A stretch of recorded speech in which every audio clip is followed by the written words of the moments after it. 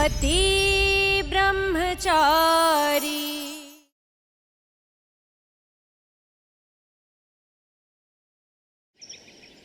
ना मैं तुम्हारी बेटी हूँ और ना ही तुम मेरी माँ की जगह ले सकती हो। तुम मेरी नजरों में सिर्फ गुलाब सिंह की दूसरी औरत हो। अब जो रिश्ता बन गया सो बन गया। माँ बेटी का रिश्ता है हमारा, निभाना तो पड़ेगा।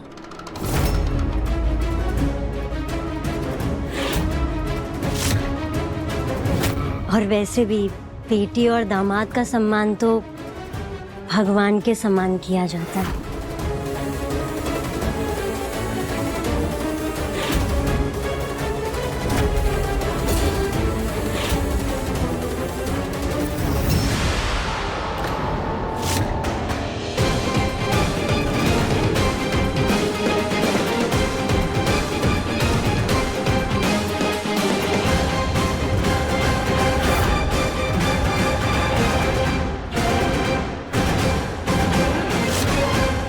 इस डोर को तुम भले ही जला दो, लेकिन मुझे और सूरज को जिस डोर ने मन से बांध रखा है उसका क्या? उसे कैसे जलाओगी बिंदिया?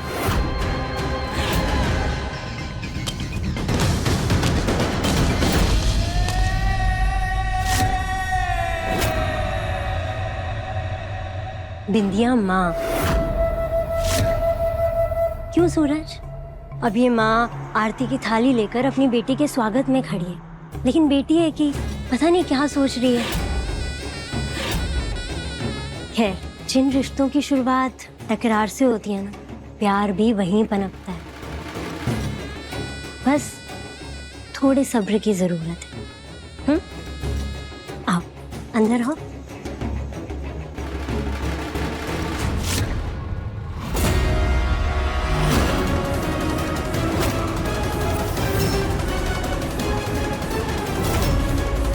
ये गहने तो मेरी माँ के गहने हैं। How dare you! तुमने हाथ कैसे लगाया मेरी माँ के गहने को? पापा, आप अपनी जिंदगी में दूसरी औरत ले आए, मुझे इस बात से कोई दिक्कत नहीं है, लेकिन मेरी माँ के गहने बिंदिया को देने का हक आपको भी नहीं है, समझे आप?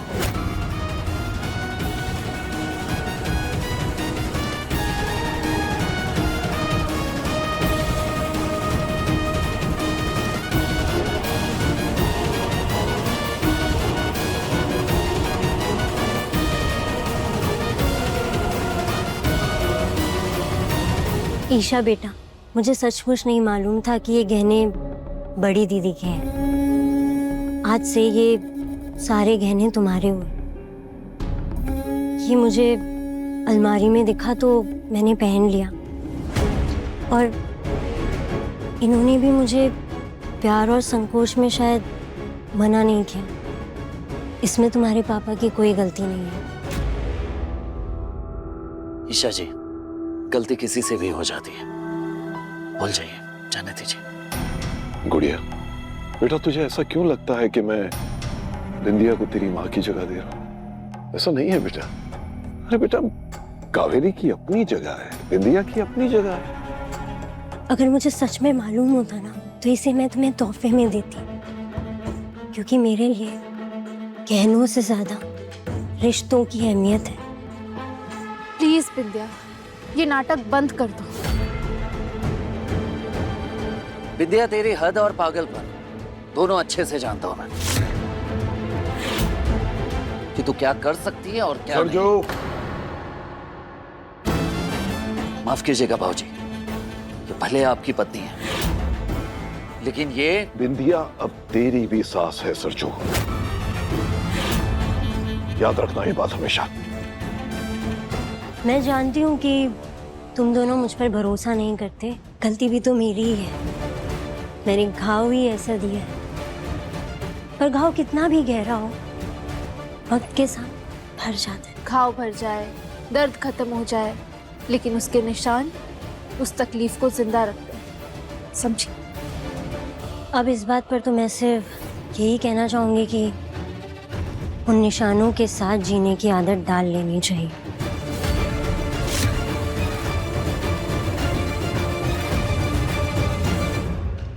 अब देखो ना, मैंने ये दावत परिवार की खुशी के लिए रखी और हम क्या दुख और दर्द की बातें लेकर बैठ गए। जाने देते हैं इन बातों को। आइए, चलिए अंदर आइए। आओ अंदर आओ।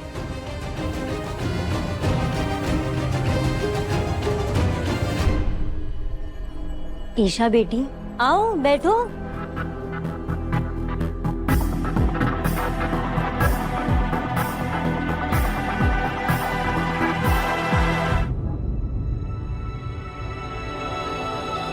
सूरज, तुम्हारी जगह वहां नहीं, इधर आओ, अपने बाबूजी के बगल में आके बैठो। नहीं नहीं, मैं यही ठीक हूँ।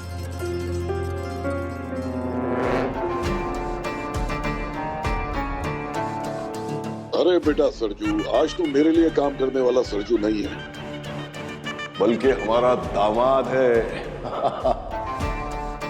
आइए दामाद जी। शाबाश, आजा बेटे। खुशबू बहू, काव्या बहू, अनुराग, आरव, माँ जी। ईशा भाभी, कैसी हो? बैठो बैठो।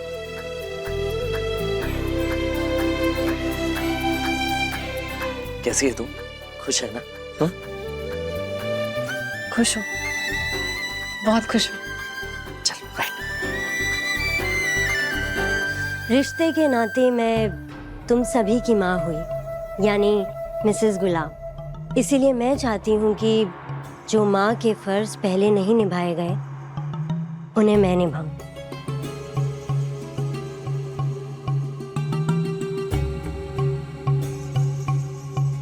काव्या,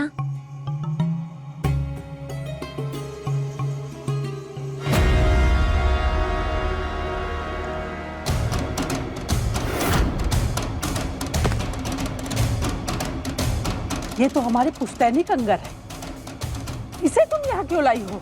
और इन्हें मुझसे पूछे तुम किसी को कैसे दे सकती हो? माँ जी, बहू ना होने के कारण आपने अपने कंधों पर गुलाब हवेली की जिम्मेदारियां ली और जो आपने बहुत अच्छे से निभाई। लेकिन अब मैं आ गई हूँ ना, आपको ये लेन देन व्यवहार की चिंता करने की कोई ज़रूरत नहीं है। मैं सब संभाल लूँगी। माँ, बिंदिया जो कर रही है उसे करने दो, वरना घर परिवार में घुल मिल कैसे पाएगी। और तुमने पहले कहीं देखा है कि दूसरी माँ आके अपने बच्चों को इस तरह अपना ले?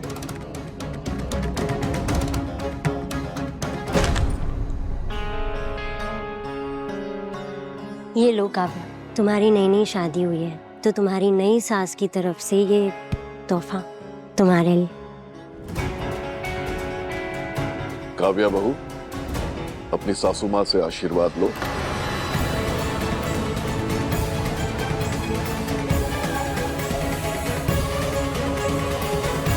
अरे बस बस बस।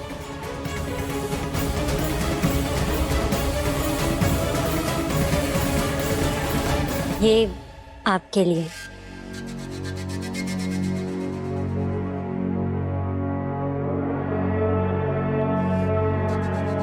खुशबू बहू,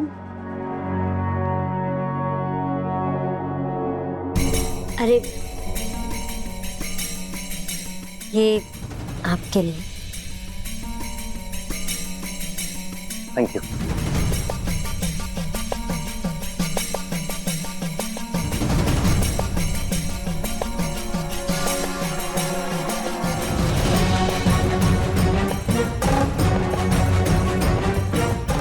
ईशा बेटी, ये असली सोने और चांदी की तार से बनी बनारसी साड़ी और ये कुछ श्रृंगार की चीजें। एक सुहागन के लिए इससे अच्छा तोहफा और क्या हो सकता है? ईशा, तुम्हें ये बहुत अच्छा लगेगा। तोहफा नहीं तो मेरा आशीर्वाद समझ के रख लो।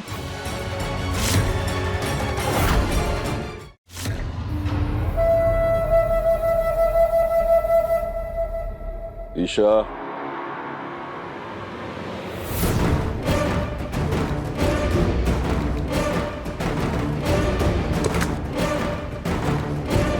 सूरज, ये तुम्हारे लिए।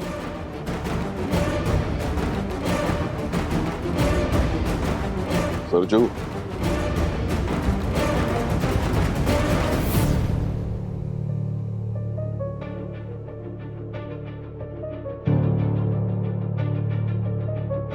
सूरज, क्या तुम भी ईशा बेटी की तरह पैर नहीं छोड़ोगे?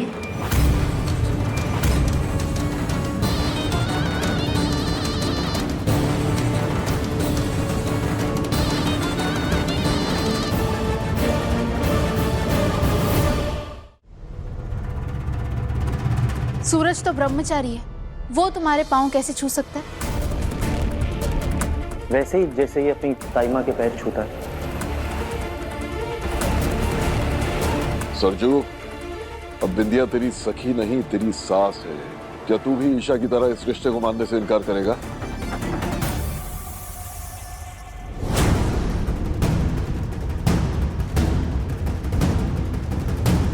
सब जानते हैं कि सूरज ब्रह्मचारी है। अब देख ईशा, तेरी ही आंखों के सामने सूरज मुझे छुएगा और इसका ब्रह्मचर्य मुझसे ही टूटेगा। कोई बात नहीं सूरज, अगर तेरे मन से नहीं आ रहा तो मत छू पैर। नहीं, अब आपकी इज्जत पापा की इज्जत है, और सूरज अगर पापा की इज्जत करता है तो वो आपके पाँव जरूर छुएगा।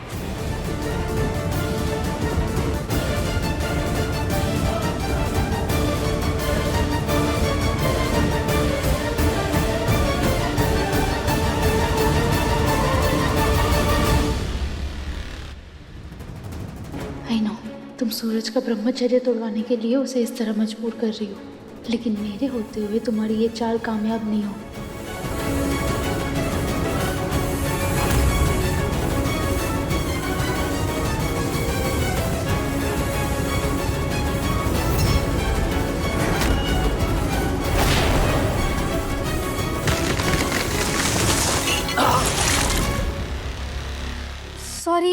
सॉरी, गलती से गिर गया। वो मैं बॉक्स देख रही थी और गलती से चाय गिर गई।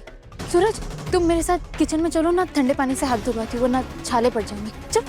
और काव्या, तुम तब तक ऑइंटमेंट ले आओ। हाँ हाँ लाई।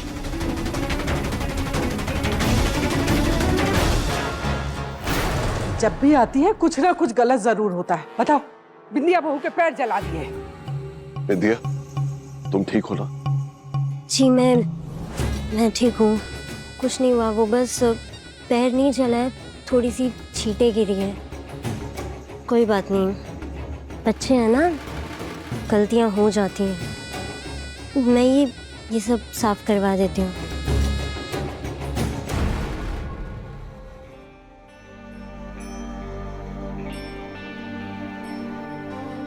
सूरज, आई एम सॉरी, मैंने जानबूझ के नहीं किया। मैं जानती थी बिंदिया तुम्हारा ब्रह्मचर्य व्रत तोड़वाना चाहती है, इसलिए ये सब।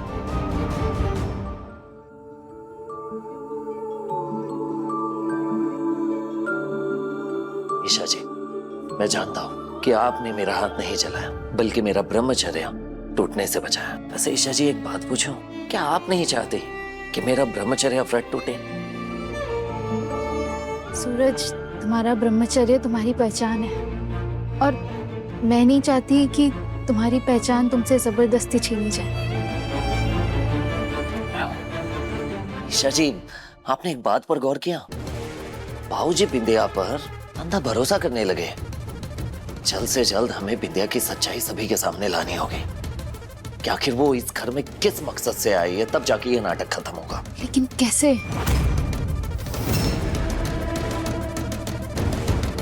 मेरे पास एक आइडिया है ईशा जी। एक मिनट। बिंदिया मुझसे अकेले में आके मिल, तुझसे एक बहुत जरूरी बात करनी है।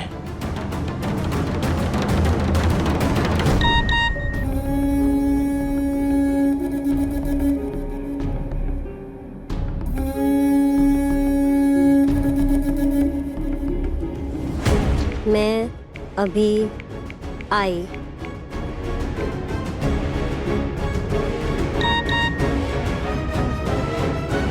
अब देखिए ईशा जी, आगे क्या होता है।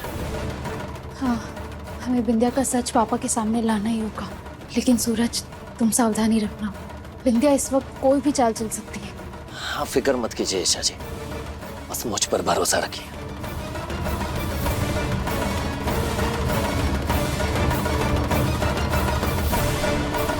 अरे काव्या, वो खाने की तैयारियां करो, मैं भी आई जी।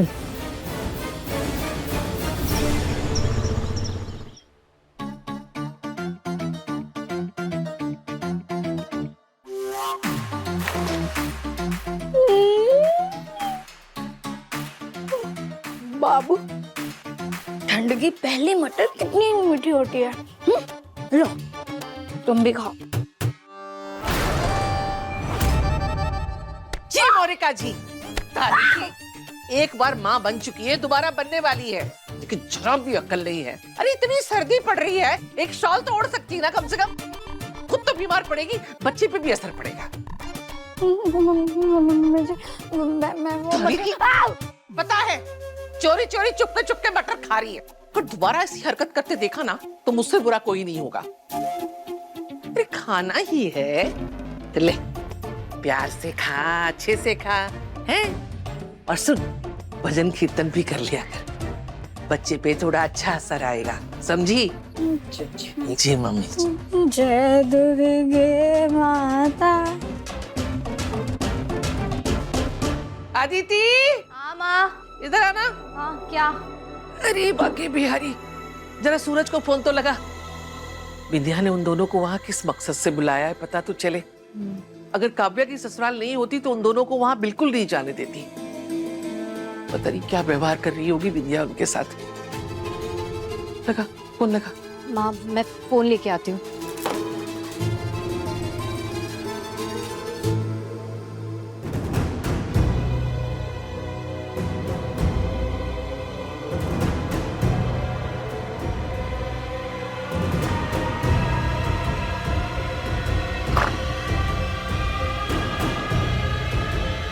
सूरज, तूने बुलाया मुझे? हाँ बिंदिया, ताकि मैं तुझे समझा सकूं कि ये सब बंद कर। कोई भी जिद जिंदगी से बड़ी नहीं होती विद्या। आखिर क्या सोचा तूने जो तू बाबूजी से शादी कर बैठी? तेरे और बाबूजी की उम्र में बहुत फर्क है। तेरे आगे तेरी पूरी जिंदगी है, मैं हूं। तूने कहा था ना कि तेरे दिल में मेरे लिए प्यार है। तूने कदर कहाँ की मेरे प्यार की? अरे तो क्या करता मैं? तूने पहले अंधे होने का झूठा नाटक किया, फिर मेरे पाव भाजी स्टॉल को जला दिया। अरे गुस्सा चढ़ गया था मेरे सर पर, और तुझे अच्छे से पता है ना कि अगर मुझे एक बार गुस्सा आ गया तो ना मैं सही देखता हूँ ना गलत। अरे एक मौका तो दिया होता मुझे शांत होने का, सोचने समझने का।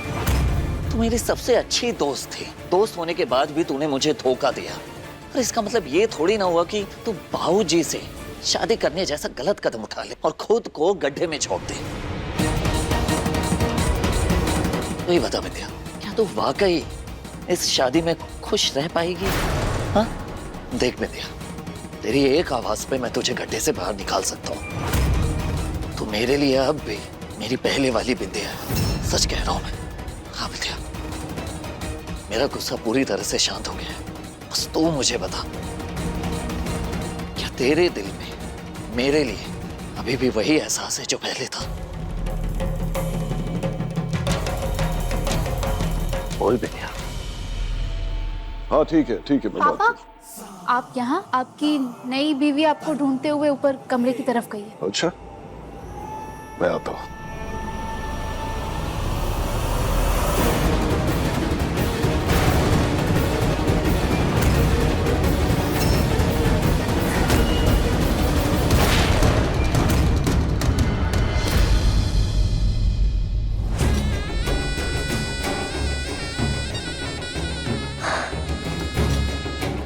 नहीं सूरज,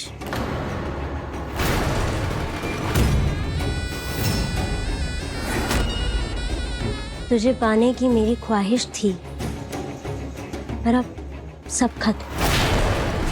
मेरी वो बेवकूफ़ी मेरा अतीत है, और मेरा आज, मेरा ये परिवार, मेरी शादी, मेरे रिश्ते हैं। अब मेरा धर्म मेरे पति की सेवा करना है, क्योंकि मेरी पूरी दुनिया वो ही है, और मैं आज से मिसेस गुलाब हूँ। विंध्या,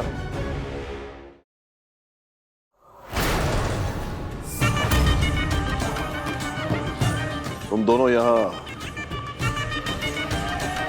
अकेले कमरे में क्या कर रहे हो?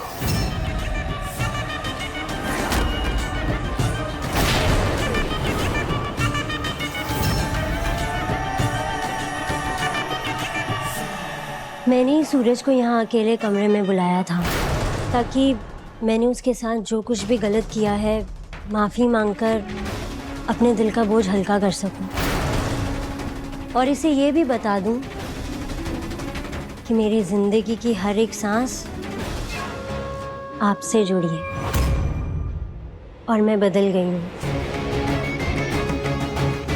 अब चलिए, हमारे बच्चे हमारे खाने पर इंतज़ार कर रहे होंगे। चलो।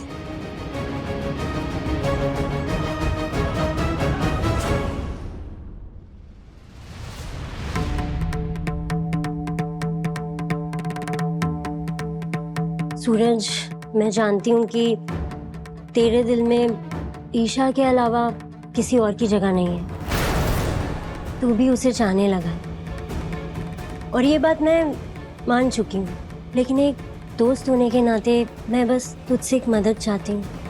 आज के बाद ना मुझे ऐसे दोबारा मैसेज करके मत बुलाना। मैं नहीं चाहती कि मेरे नए रिश्ते पर कोई भी ऐसे उंगली उठाए।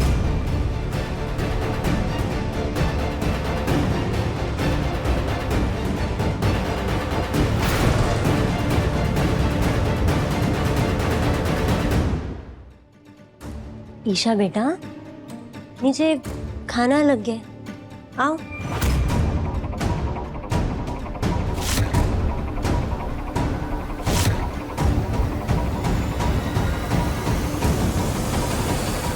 विद्या ने पापा से शादी ऐसे ही नहीं की, कुछ तो वो बड़ा करने वाली है, पर क्या? ये तोहफा तुम्हारे लिए। इस फाइल में ये लिखा है कि मोहल्ले का हर एक घर अवैध है, इसीलिए सारे घर गिराए जाएंगे। कि मोहल्ला इलीगल है या इलीगल बनाया जा रहा है, ये तो हमें नहीं पता। मुझे पक्का यकीन है कि इस मुसीबत की जड़ बिंदिया ही है। पति ब्रह्मचारी, शाम 7 बजे दंगल टीवी पर।